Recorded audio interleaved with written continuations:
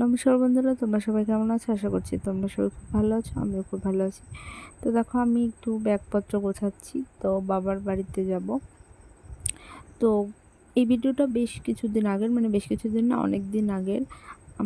মানে মে মাসের 8 তারিখে। তো এই দিনটা আমার মনে আছে এই কারণে, কারণ এই দিনটা ছিল আমার জন্মদিন। তো জন্মদিনের কোনো প্ল্যানিং ছিল না, কিন্তু হঠাৎ করে একটা খবর শুনলাম, যেটা শুনে আমি খুব খুশি হয়ে গেছিলাম, খুব আনন্দ পেয়েছিলাম। কেননা সেই খবরটা হচ্ছে, আমাদের মাঝদিয়াতে ওই দিনকে দেব এসেছিল। মানে আমি এতটা খুশি হয়েছিলাম, কারণ যাকে দেখার স্বপ্ন আমি স্কুল লাইফ থেকে দেখছিলাম, তাকে আমি একদম সামনে থেকে দেখতে পারবো, মানে সেটা একদম বলে বোঝানোর মতো ছিল না। তো তারপর দেখো, আমরা বাজারে একটু দাঁড়িয়েছিলাম, বাজার থেকে কিছু জিনিস নিয়ে তারপরে আবার বাড়িতে যাব। তো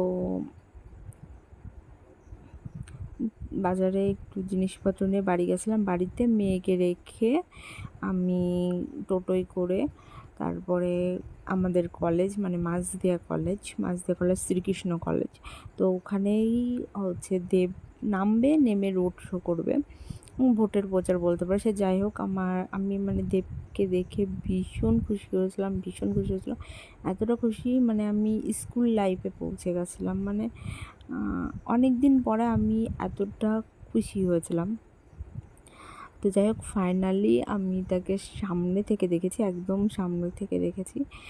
তো আমার বার্থডেতে আমি কোনো গিফট পাইনি, কেউ আমাকে গিফট দেয়নি, কিন্তু আমি মনে করছি মানে এটা আমার কাছে একটা গিফট, মানে ভীষণ বড় একটা গিফট পাওয়া। কারণ যাকে আমি মানে স্কুল লাইফ থেকে চোখের সামনে দেখার আগ্রহ প্রকাশ করেছি, কিন্তু কখনো দেখতে পারিনি, তাকে একদম সামনে থেকে দেখেছি, আর সেটা আমার জন্মদিনের দিনই। মানে এই অনুভূতিটা আমি বলে বোঝাতে পারবো না। তো যাই হোক, আমি ভীষণ ভীষণ ভীষণ খুশি ছিলাম। যে কারণেই হোক আমি ভিডিওটা গ্যালারিতে হয়তো খুঁজে পাচ্ছিলাম না, বা যে কারণে হোক আমি ভিডিওটা পোস্ট করতে পারছিলাম না। তো আজকে হঠাৎ দেখে মনে হলো যে ভিডিওটা পোস্ট করি, কিন্তু ভিডিওটা বেশ কিছুদিন আগের।